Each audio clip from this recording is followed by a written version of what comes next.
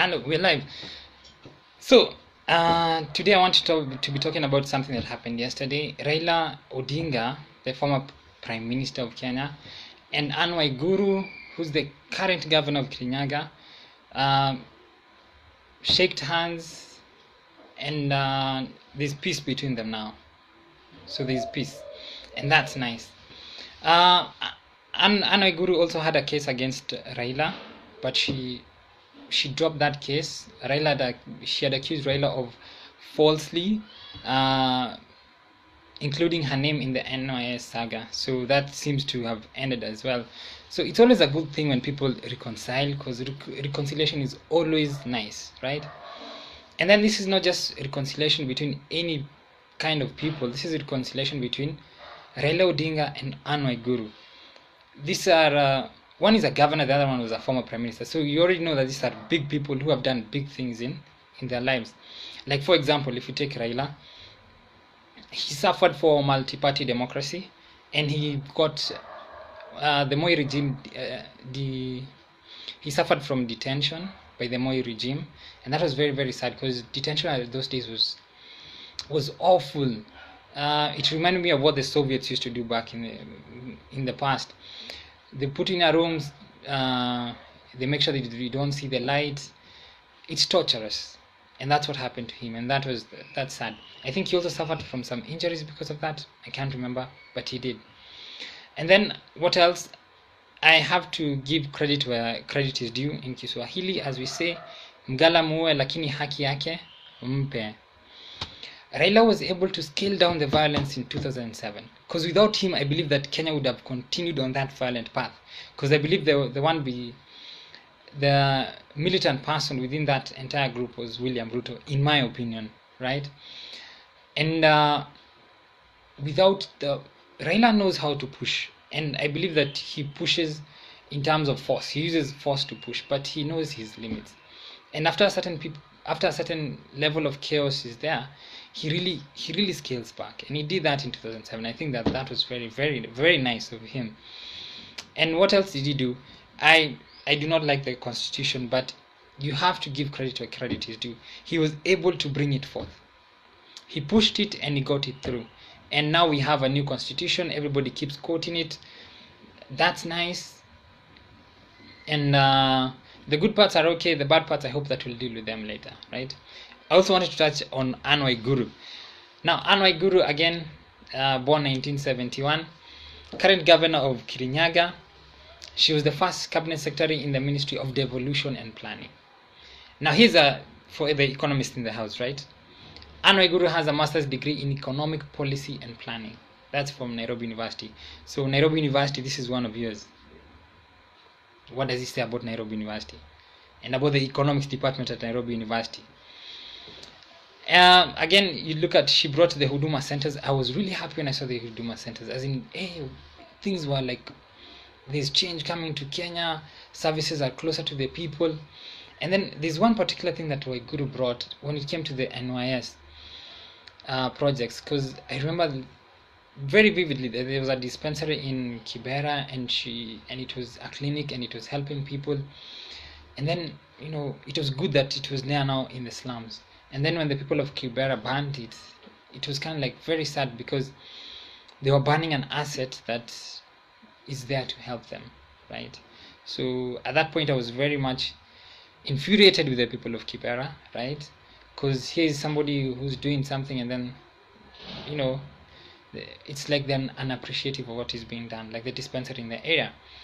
Little did I know. Still, I was mad at the people of Kibera, but little did I know who Waiguru really is.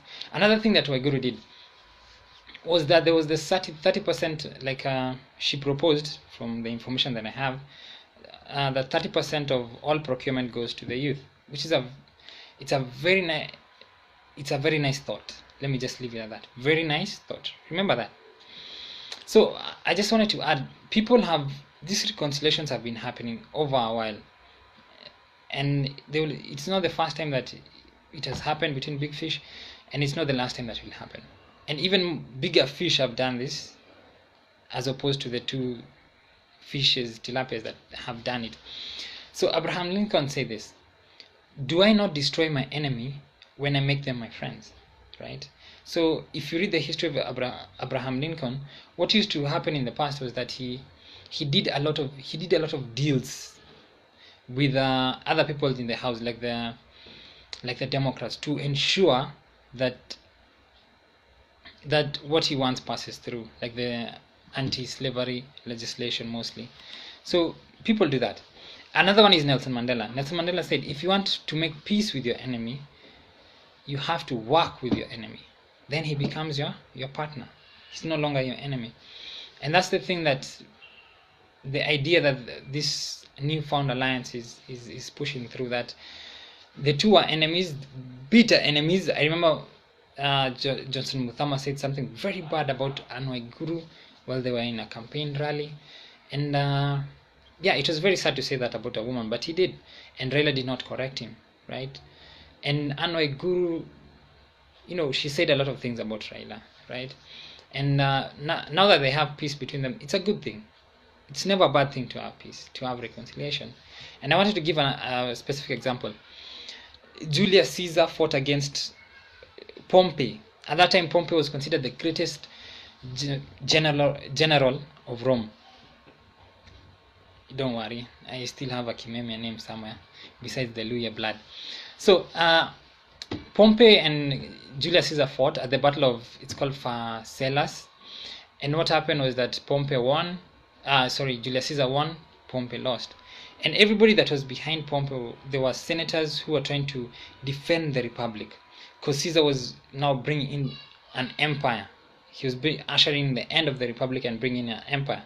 So the senators and other Roman aristocrats, they formed, they went behind Pompey so that they could fight for the republic, and they fought against Caesar. So when Caesar won against Pompey, the senators didn't know what to do, because now the person they had supported did not win, right? But here's the funny thing about life. Caesar's parents had supported a side that did not win, right? And his family was devastated because of that, because the winning side took total revenge over his family, right? So I believe that Caesar understood the need for reconciliation, understood the need for peace, and that's what he did. He called the senators together. He told them, it's okay, no worries, let's just continue doing this thing. Let's do it for Rome and for the Romans. I want to give another example. Stalin, Roosevelt, and Churchill, they worked together. Roosevelt and Churchill hated Stalin. They didn't like him because Stalin had a pact with Hitler. They had actually divided Poland, as Hitler was invading the west side of Poland. The US, Stalin was taking the other side of Poland, the eastern side of Poland. So they met at the center of Poland. And Stalin thought that Hitler would not invade the Russia, because Hitler had written in Mein Kampf that the worst thing that Germany did during World War I was to open two fronts, to attack on the Western Front and to attack on the Eastern Front. So he thought that the Eastern Front was safe, because Hitler himself in his book had written that he wouldn't attack the Eastern Front. That was a mistake in World War I. So Stalin was okay with Britain being attacked. He was okay with Hitler going as far as possible, invading Luxembourg, Belgium, Poland, all the other countries. He was okay with that because he thought he was safe. But Hitler had other plans. So Roosevelt and Churchill were a bit skeptical about him. But now they had an ally. And now they could fight the Germans, not only on the Western Front, but on the Eastern Front as well. So they worked together with him. And Stalin had issues. He was a paranoid kind of person. But hopefully I'll touch on that later as we go. So here's the thing about those alliances. Like, Julius Caesar was uniting for the glory of Rome, right? He didn't want issues. He wanted to build Roman society. So he chose unity as the best way. Mandela, when they told him that there were some elements in the NSC that were very, very forceful, but Mandela was able to put them down, and he decided to unite South Africa for the sake of peace, right? Because peace was the overall thought that he had in mind. And then when you look at Roosevelt and Churchill, Hitler was the enemy, the immediate enemy.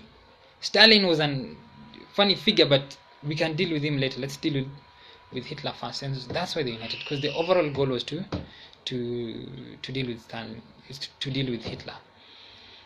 Now let us look at this alliance between Raila and Waiguru. What's the purpose of this alliance, right? And I wanted to say, birds of a feather, they do flock together. People unite for different purposes.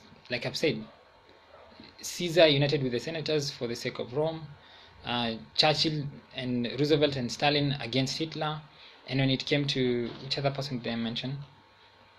And when it came to Nelson Mandela, he united against, because he was very much against, he wanted peace in South Africa. Abraham Lincoln wanted to end slavery, so that's why they united. So why are these two guys uniting, Waiguru and Raila? Okay, it's simple. They're uniting for power, for money, because Waiguru allegedly took some cash, and the greatest force that was against her was Raila. So if it's true that she took that cash, and now she can, the greatest force that was against her is no longer going against her, then she's safe if she took it. When it comes to Raila, he has a safe route now in central Kenya, because Waiguru would have opposed him. Now she has no reason to support him, like Nelson Mandela said. Actually, like Abraham Lincoln said, do I not make my enemies my friend do I not destroy my enemies when I make them my friends, right? And like Nelson Mandela said, do I not make them my partners? So I wanted to say something. Anne Waiguru proposed the 30% procurement rules. Now, what did it end up doing? She gave that 30% that was supposed to go to the youth, she gave it to corrupt people, or allegedly gave it to corrupt people, the Ngiritas and what have you. And again, that's the bad thing about government, because they give you rules, and then the rules they use it to steal from you. They give you very nice rules, 30% procurement to the youth, and then the youth they give are the corrupt ones. And that's why you must not focus on rules. Like a Bob Marley song, no more sweet talk from the pulpit.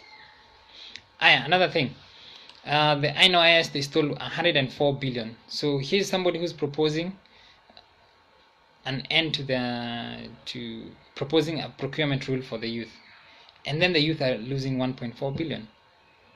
Yeah. By the time the INOIS was losing 1.4 billion, the youth unemployment rate in Kenya was 26.21%. 26.21%.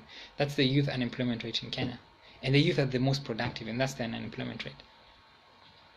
So you get a lot of bad things were done while Anne Waiguru was at the NYS. What about Raila? Is he corrupt? You remember sometime back, Ababu Namamba had a tape, and that tape was showing how some people were asking for bribes. Did Raila deal with those people who were asking for bribes?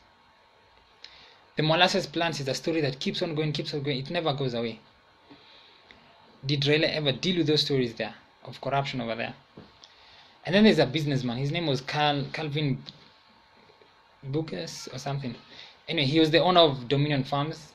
He says that he paid Ruth Odinga 5 years ago, and she still owes him money. And then he accused Raila of forcing him to fund his campaigns. So the idea he was bringing about is that if you go to Raila's staff, you have to pay him. Another accusation that I think was brought against Kalonzo, if you go to his staff, you have to pay him. So why I wanted to bring these stories here is because birds of a feather flock together. And sometimes people unite for the wrong reasons. They do. And in this case, I believe that they united for the wrong reasons. And I wanted to touch on the handshake manenos a bit. I'm just about to finish. Karl Marx said, the rich will do anything for the poor except get off their backs. They won't get off their backs. They'll do anything for you except get off their backs. For example, they'll give you a constitution, but they'll never get off your back. They'll still continue stealing from you. They will give you a 30% procurement rule, for the youth specifically, but they will not get off their back. They'll give that money to youth that they can bring that back that cash. And that's what Karl Marx was saying. Now I wanted to touch on the handshake manenos, because a lot of people benefited from the handshake manenos. Did Kenyans benefit? There's this guy, he was very vocal. His name was Norman Magaya. He got an appointment to the Kenya Film Classification. Now here's a politician going to the Kenya Film Classification, right? Is he qualified? Nigeria has the second largest film industry worldwide. They produce around 2,500 films annually, and the average cost is around $25,000 to $250,000 to produce a film in Nigeria. It's an industry that did not just grow out of the blue. It grew out because people took certain steps to ensure that it grows, right? In Kenya right now, if you want to compete with Nigeria, if you want to compete with Bollywood, how can you do that when you're appointing politicians to that office? There's a lady whose name was Liz Karanja, and she said that there's a film that featured a Westgate story. There's another film called Eye in the Sky. These were Kenyan stories, and they were shot in South Africa. Why? Why not being shot in Kenya? Because we are appointing politicians to these posts, and that's the problem. But handshake manenos. Then there's this other thing. An ODM vice chair was appointed to Class Mwendegu to the Unclaimed Financial Assets Authority Board. That's big money over there, because when people die, that cash goes over there if they're unclaimed assets. It leaves a lot of room for stealing, because dead people don't talk. The ODM vice chair went there. There's so many other people, like former MP Jared Kopio. He went to South Nyanza Sugar Company. There's somebody called David Osiani. He went to Chemel Sugar Board. What has happened to the sugar board? What has happened to sugar in Kenya? These things are happening to sugar in Kenya, because the unity that comes is unity to siphon off our resources, not to help us. It's not the unity that Julius Caesar, that Roosevelt, that Nelson Mandela. It's not the unity that they had in mind. This is a different kind of unity. Okay, just the last point. I wanted to touch on this one. The wife of slain IBC senior staff, like IBC, the IT manager, Chris Musanu, was killed. She got a seat in the EPZ board. Who remembers the lady who died alongside Musando? Her name was Carol Ngumbo. She was 21. She came from Gashie, Kiambu County, and she went to KMTC. And she was to graduate last year in December. What did her family get? The rich will do anything for the poor except to get off their backs. Always when appointments are going in place, the rich will benefit. The poor might suffer from the same consequences, right? Like there's a dam that killed a few people some time back. The people are yet to get compensation. Now, the last point. Raila's wife, Ida Odinga, she got like an honorary award, something like that. An elder of the Golden Heart, an elder of the Order of the Golden Heart, and she, I think, one of the few women who ever got that. What did she ever do for this country? Other women got it. Margaret Kenyatta, what did she do? There's Niva Mwendwa. She was the first woman cabinet minister, so at least you can say something over there. But here's the thing. In 1995, she went to Beijing. It was a big deal in Beijing, and she took her hairdresser with her as part of the delegation. So when they asked her, how is your hairdresser relevant to this? She said, I need to look good as a representative of the country. The rich will do anything for the poor except get off their backs.